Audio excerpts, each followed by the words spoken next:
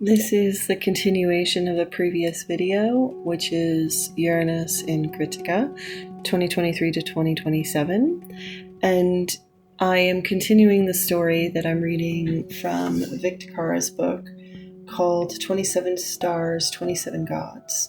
And it is the summation of the Puranas in Vedic mysticism, which talks about the 27 nakshatras and the gods that represent them. In this story, we talk about Agni, and he is going through this ordeal to try to bring about a child that will banish an anti-god who is keeping basically partners from bearing children and also from loving each other. So I will continue on. Since 6 women came to feed the child, he split, which means Krittika, into 6 forms to nurse from each mother simultaneously. This child was known as the Kartikeya because he was nursed by the Krittika. Pacified by these 6 mothers, the child then greeted his father Agni. Next arrived Shiva, Parvati, the earth goddess, and Ganges, all of whom had valid claims about being his parent. The boy did have 6 forms. One of him remained with the 6 Krittikas, the mothers. Another remained with Agni, another went to Shiva, Parvata, Ganges, and to the earth. And then when the supernatural child was only 7 days old, the gods put him in charge of their armies, and he attacked the anti-gods. The powerful newborn destroyed the Taraka and returned the balance of power to the gods.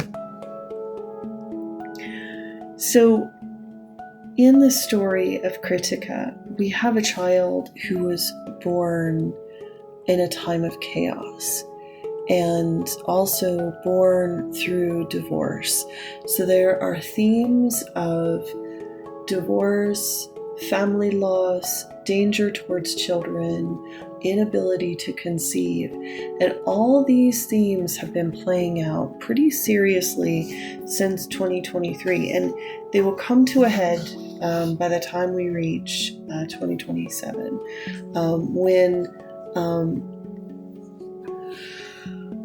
when Uranus passes into the next sign, which will be Rohini, which is a whole other journey.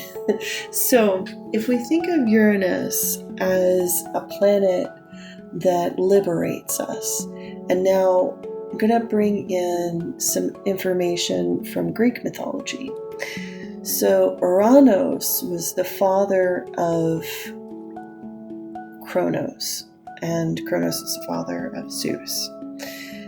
In the story of patricide, Kronos actually kills his father Uranus, or tries to, and ends up castrating him. Uranus escapes and he wanders aimlessly for a long time until he finds that his grandson Zeus is hiding in some mountains away from his son Kronos. So Uranus actually goes and counsels Zeus to be able to overtake the evil of his father.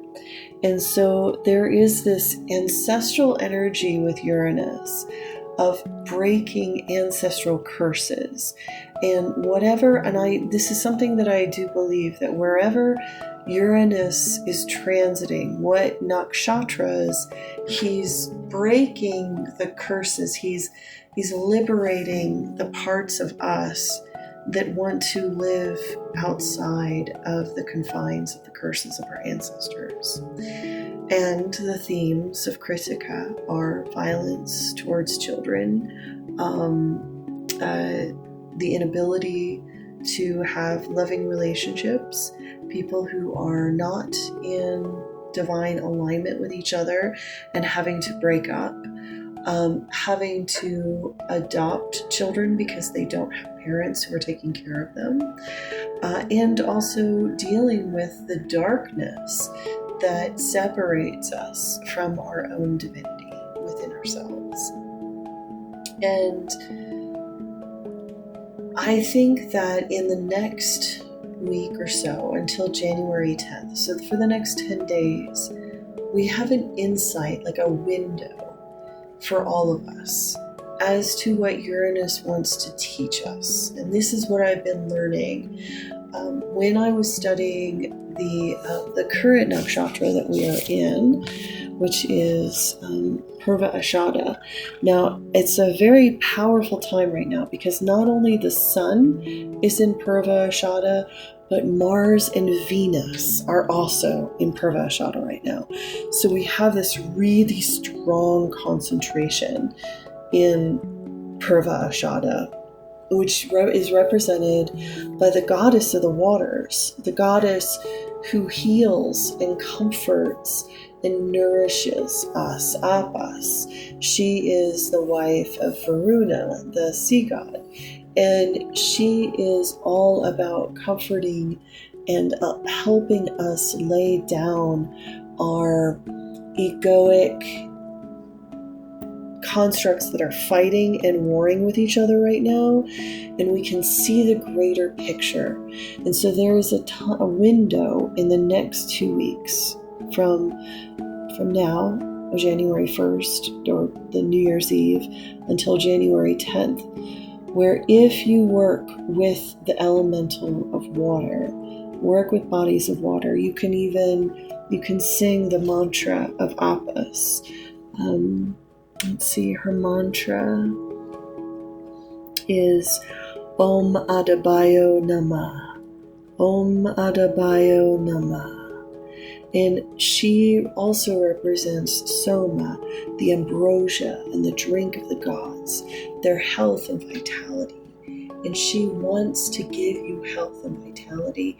She wants to help teach you how to not fight yourself, but to see the things that you need to cut away from your life and your own mental state so that you can move into a greater freedom and awareness. So I think that these next 2 weeks are going to be incredibly powerful for spiritual revelations, especially with regards to the lessons that Uranus is teaching us.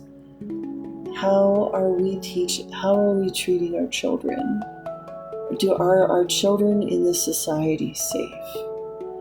What institutions are contributing to the unsafety of children?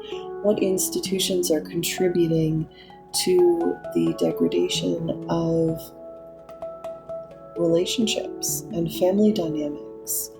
How can we have healthier and better relationships? How can we live in authenticity and goodness? How can we live in goodness and commitment to each other? These are some of the lessons that are going to come up in the next 10 days. So I wanted to make this video, number one, to explain some of the energies that I've been meditating on and seeing in the stars, but also to give you hope, because when you sit and meditate with these energies, you will receive divine insight on how to walk in the next 2 years.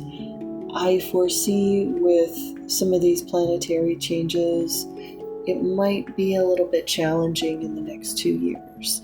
We're going to see a lot of institutions and political systems be challenged, as well as perhaps showing some severe cracks. And because of that, it's going to be easy to fall into rage bait and to be drawn into the drama and not see how these energies are affecting our own lives. So taking a good distance and a mental space from what's going on and really focusing on what's right for you in your spiritual path is going to help you. Another is looking into the rites of Agni and the fire rites into purifying the self. And I will talk about that in another